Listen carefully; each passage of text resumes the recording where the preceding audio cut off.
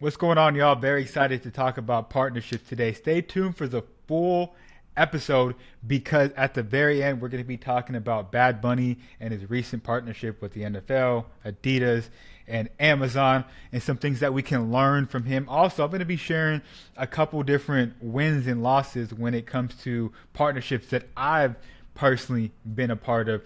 So, look, stay tuned for the whole episode. It's going to be jam packed. What I also want to do today is I want to share my screen. There's going to be some things that I want to share with you today. Let me know how you like this format of this episode today of Wealth Wednesday. I got a presentation today, so I'm excited to get into this. I've had a lot of experience with partnerships and just understanding what to do well, what not to do, what to avoid, what to look after.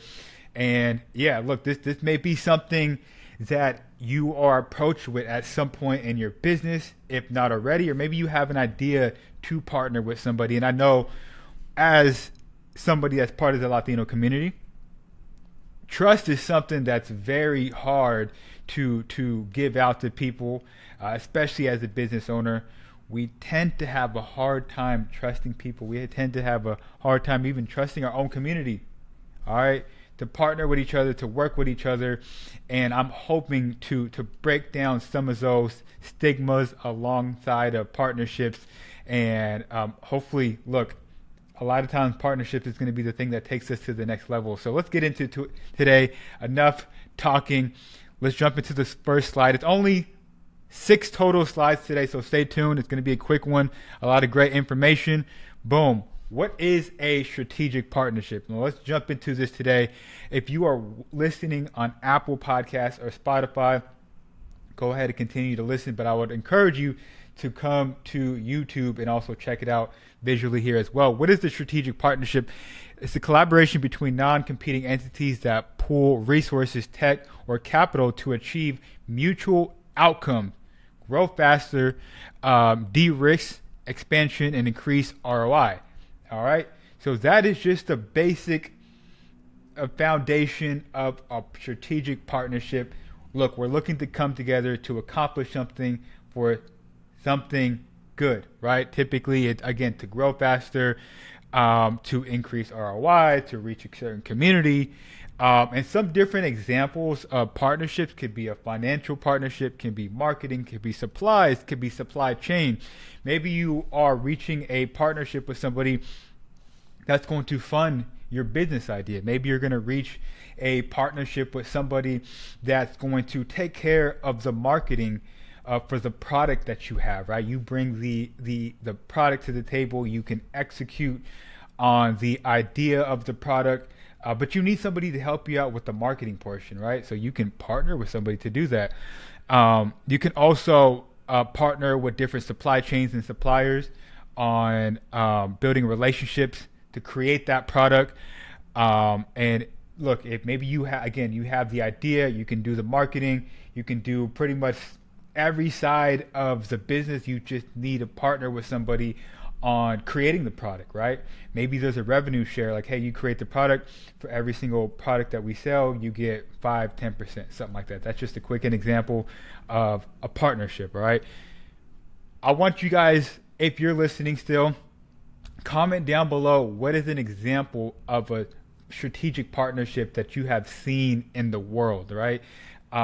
Is it Nike? Nike is and Adidas. They're big on doing different partnerships with influencers and different entities and business owners, right? They come together to reach more people and to bring in a higher ROI.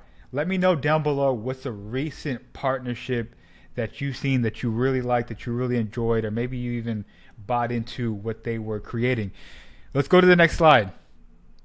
Why partners win. Again, these are a couple different reasons why partnerships win. Shared resources, lower costs. So again, if I'm coming in and I want to work with you and you want to work with me, we come together, we share our resources, and we can lower costs. The second reason is we have access to new customers and new markets.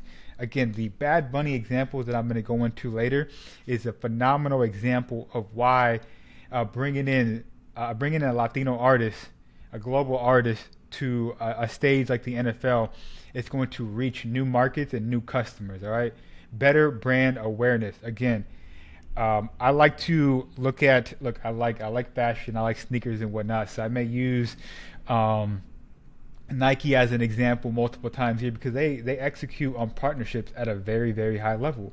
You think of Nike's partnership with Travis Scott. Travis Scott has his own cult-like following, has his own audience.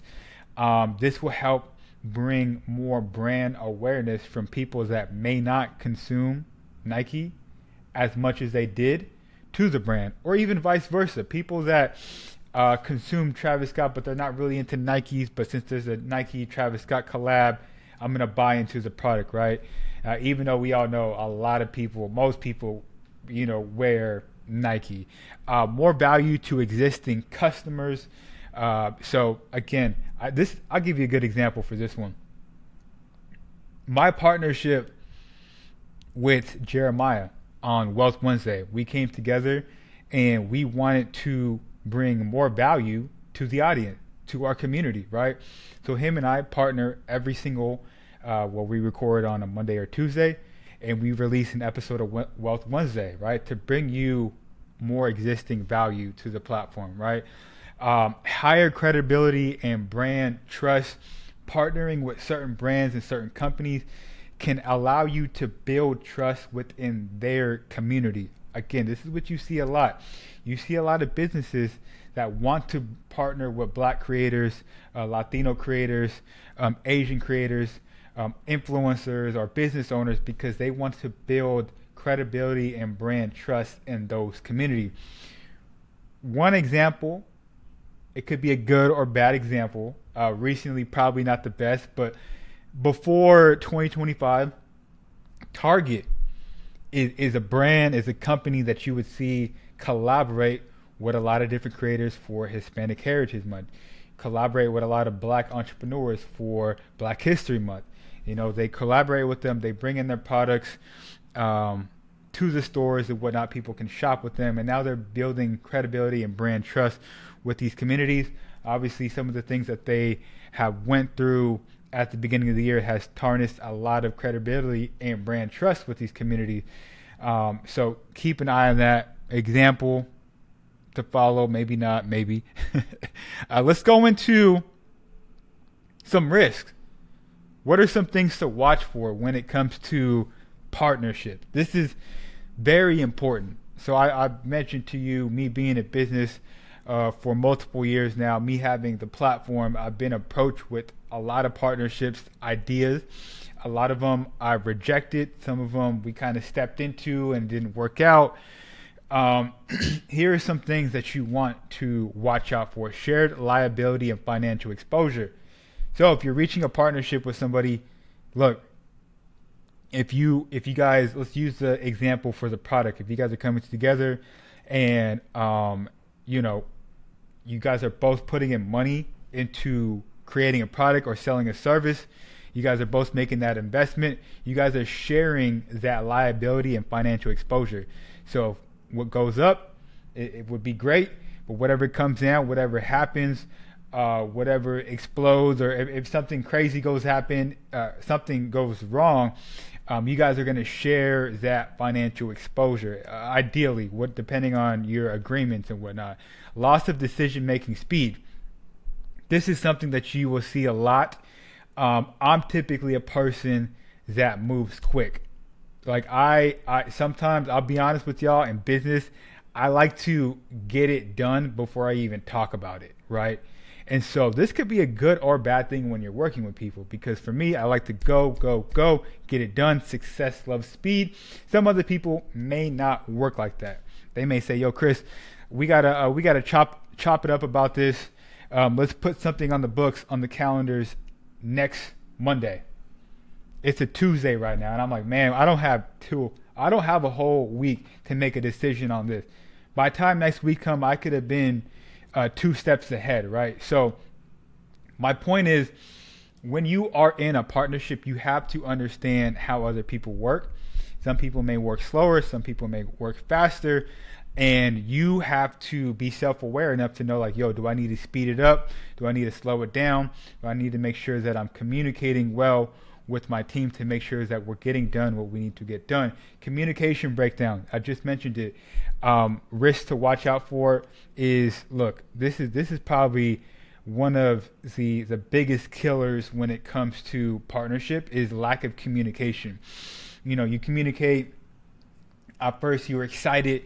You guys are hopping on calls every other day, and then it goes to once a week, and then it goes once every 2 weeks, and then once a month, and then now it's like, yo, I haven't heard from Chris in a month. What's going on? Has he finished his portion of the project? Has he done what he needs to do? Hey, I haven't heard from so and so.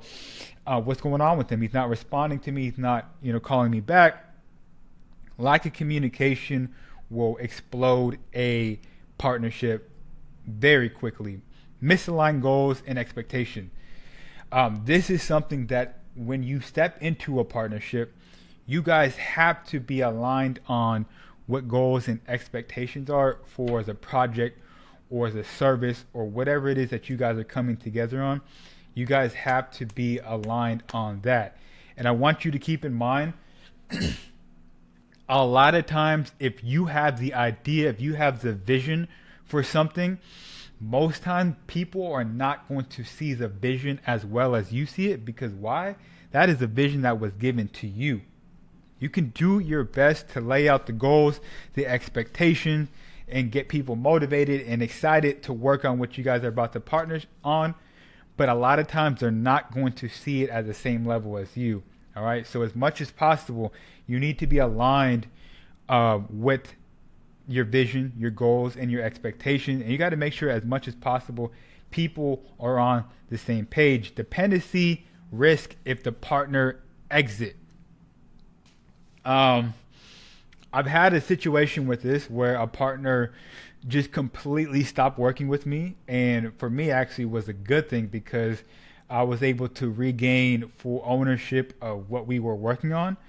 But this can be a risk if you guys have an agreement where it's supposed to be 50-50 and there's just a lot of legality that goes into this that can be a risk if somebody just no longer wants to be a part of it. So very important that you put in writing, like, yo, if this partner cannot agree to the terms and cannot execute on what they've been assigned to do, full ownership goes to person X, Y, and Z, right? So there's always going to be a risk if somebody's no longer there. It's almost like sometimes it's the gray area, like so-and-so was involved and now he's not, and I don't know where it stands. The communication piece, it can get real tricky in this situation. So these are different things that you want to watch out for when you're stepping into a partnership, all right? Moving on to slide 5. Look, we're almost done. You guys probably have been waiting for this one. The case study of Benito, aka Bad Bunny. Recently, I made a couple videos on TikTok and Instagram about how his partnership with Amazon and the NFL were massive partnership. Let's start with Amazon because that was announced first.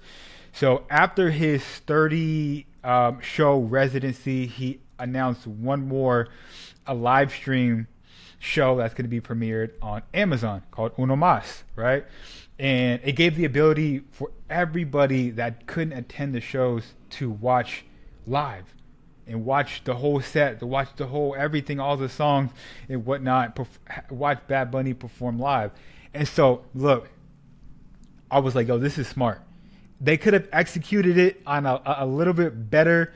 There were some things that were promised with Amazon, such as there was supposed to be like a Latino owned or Puerto Rican owned marketplace that was going to be on Amazon. I was kind of scrolling through Amazon. I didn't see it. So maybe they could have put that on the front page a little better. Besides that, I mean, overall, the quality of the show was phenomenal. It gave people the opportunity from all over the world to watch Bad Bunny in the show, but also it gave Amazon the ability to open up their floodgates to new customers that maybe have never owned a Amazon Prime account or never even checked out Amazon, which I'm sure a lot of people have. But it just opens up your flood. It opens up your doors to new customers. And at the very least, if a company like Amazon and Nike, they already are everywhere. What did we talk about in the beginning? We talked about brand awareness and we talked about brand perception, right?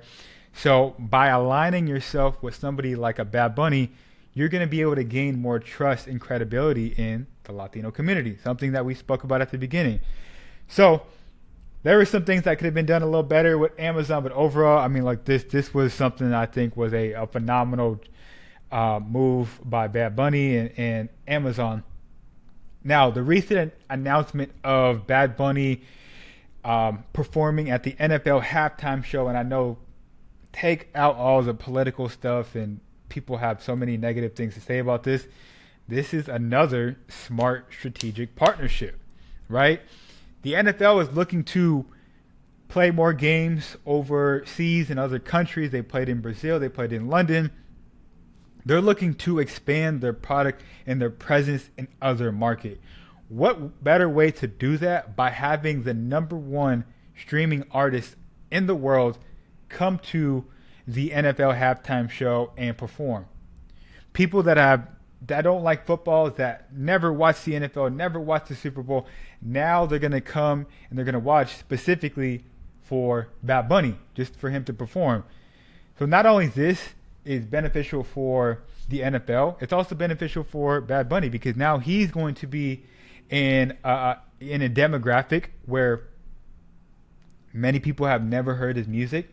Many people don't know about him, and they're going to get the chance to at least hear him. And if they like him, they will stream his music, buy his merch, whatever. They'll be a part of his community. And now I know it's a tricky place for Bad Bunny to play in because look, we know most of all of his songs are going to be in Spanish. Most of the people that watch the NFL, they are English speakers, so it's going to be interesting to see how he kind of bridges those two worlds. But I also think that he doesn't give a darn. He's gonna show up as Benito. He's gonna probably come out with the Puerto Rican flag, and maybe he might have the casita at the halftime show. But he's gonna be himself, and I think that's even more of a reason why people are in tune with his community. I say all to say, I think this is a phenomenal partnership and just a great case study of what a good partnership looks like between an entrepreneur, a global icon, an artist, and some of these other major corporations. The NFL and Amazon, these are some big, massive corporations. So hopefully this opens up the floodgate for other Latinos out there that are looking to get partnerships as well. Look, we got one more slide. I'm going to get a sip of water and we're going to wrap this thing up. If you guys are enjoying this style of content, please leave a comment down below. Give it a like. Share this with somebody that needs to hear this information. I want to make sure that our Latino community is as formed as possible. And this is what we do on this platform. We come on here. We want to give you guys as much tools and resources that you need to be successful and give you the tools and resources you need to start building wealth for your family. How to build a successful partnership. Now, we looked at the pros, the cons, what to look for. We gave you the case study. We gave you why it could be good. We gave you, again, some things to look out for. How do you specifically do it? I'm going to run through these pretty quickly. If you guys pause the screen, if you guys want, pause the screen and screenshot it, whatever you need to do. We talked about aligning your goals and having success metrics, revenue, leads, retention. These are different things that you want to make sure that you, again, get down on paper, get aligned with your partner, define roles and decision rights, who owns sales, support, billing, data. When you come together, you're going to be excited. You're going to be like, yo, we're going to come together. We're going to blow this product to the moon and it's going to be amazing. Everybody's going to buy it. We're going to make millions and millions of dollars. But you need to define roles. All right, boom. Chris is in charge of sales. Boom. Jeremiah is in charge of web support. Boom. So-and-so's in charge of marketing. Boom. So-and-so. You got to define roles. All right, because when you don't define roles and everybody, it's just going to be a situation where you have loss of communication. People are not going to do things. There's going to be certain individuals that end up doing everything, and it just creates a toxic environment when roles are not defined and you do not have success metric. Communication, cadence, weekly pipeline, monthly reviews, escalation paths. Like these are all kind of technical things, but the point of it is having a communication cadence. Yo, we are going to meet every single week for 30 minutes or an hour talking about X, Y, and Z. Every single time we meet, make sure you have your success matrix. Make sure you have some of the things that you have accomplished and some things that you need support with, right? Constantly communicating, whether it's a group chat, whether it's Slack. There's different platforms and tools out there that you can leverage to help you with communication. Legal, IP, plus exit plan, money flow, brand use, data termination. Very important. Probably one of the most uncomfortable conversations you need to have after, or not even after, but before the partnership is like, yo, who owns what? Who owns the content that we're going to produce? What is the exit plan? What happens when this project is over? What happens when we reach a milestone with the ROI? Do we continue working together?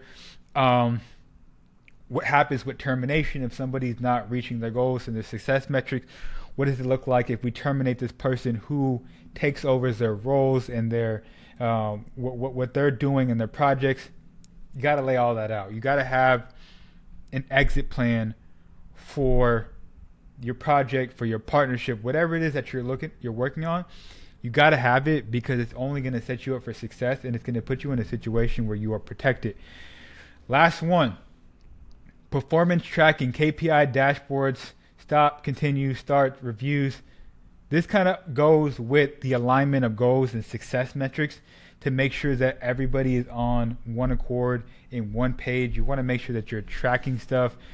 You want to tracking to see if this marketing plan is working, to see if this content's working, to see if these ads are working. You want to track as much as possible, track sales, and bring that to the team for review. Last but not least, in bold lettering, guardrail. If it isn't risen, I'm sorry. It's so important that I'm fumbling my words. If it isn't written, it doesn't exist. Document who, what, when, what, if. This is probably the most important thing when it comes to partnership, is documenting everything on paper, making sure that you have dates, making sure you have signatures, making sure that everybody is aware of what's going on, who's doing what are we doing, when are we doing it, when is it due, what happened if Chris doesn't do this. Document the whole process. If it's not written down, it does not exist. And look, man, we can do a whole nother 20 minutes on documentation. Please, please, please document everything. Write it down, get signatures, get witnesses, get everybody in the same room. Do what you have to do. I know it's uncomfortable. I know it may be something that it takes time, it's time consuming, but it is very imperative to document everything as much as possible. If you guys learned anything from this episode, please leave a comment down below. Let me know what you learned. Let me know about a recent partnership that you've seen out there that you really liked, or you learned something from, or that didn't work out. Let me know what you guys think about the Bad Bunny partnership.